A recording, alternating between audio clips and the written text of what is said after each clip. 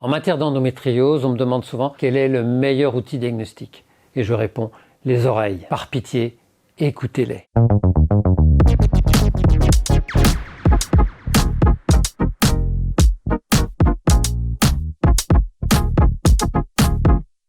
Sur les questions d'endométriose, j'interviens aussi sur des problématiques de fibrome, parfois sur kyste de l'ovaire. Je connais l'endométriose depuis 1994, qui n'intéressait pas grand monde à l'époque. Alors même que les patientes souffraient beaucoup, et j'ai fait médecine pour m'occuper, pour accompagner les patientes qui souffrent. Aujourd'hui, on a une double problématique autour de l'endométriose. D'une part, toujours des patientes qui ne sont pas diagnostiquées, et à l'inverse, on ébauche un surdiagnostic chez les adolescentes. Donc il faut accepter d'être dans l'incertitude diagnostique entre 12 et 17 ans, parce que les lésions sont trop petites, pas assez évoluées, pour qu'on puisse trancher de façon formelle.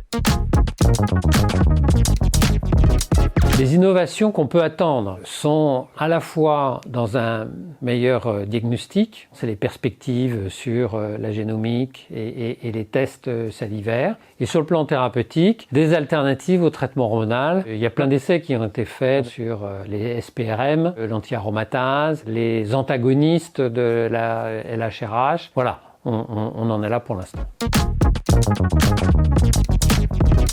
Sur le diagnostic, entre le questionnaire qui est bien fait et les examens que la patiente peut joindre, j'ai pas trop de difficultés. En revanche, bien la conseiller, c'est plus complexe. Alors, une catastrophe, je n'irai pas jusque-là. Sur le diagnostic, peut-être apporter des nuances sur le plan thérapeutique, éviter des opérations inutiles, conseiller de la cryopréservation ovocitaire, des choses de cet ordre-là, oui. Ça m'arrive sur des thématiques qui ne sont pas les miennes. Ça m'arrive quand on me sollicite en sauvage pour un deuxième avis. J'oriente sur deuxièmeavis.fr parce que c'est structuré. Il m'arrive aussi de conseiller à mes propres patients de me demander un deuxième avis via deuxièmeavis.fr pour leur éviter des transports. Il m'est arrivé d'être sollicité pour des patientes qui font plusieurs centaines de kilomètres.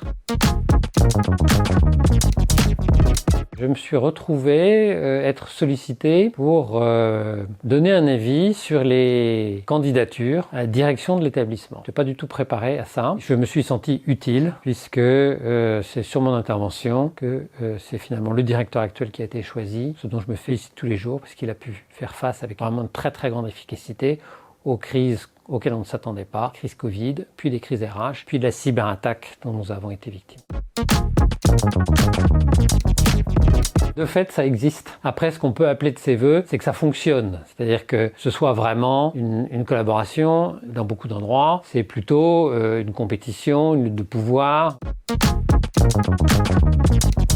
En matière d'endométriose, on me demande souvent quel est le meilleur outil diagnostique. Et je réponds, les oreilles. Par pitié, écoutez-les.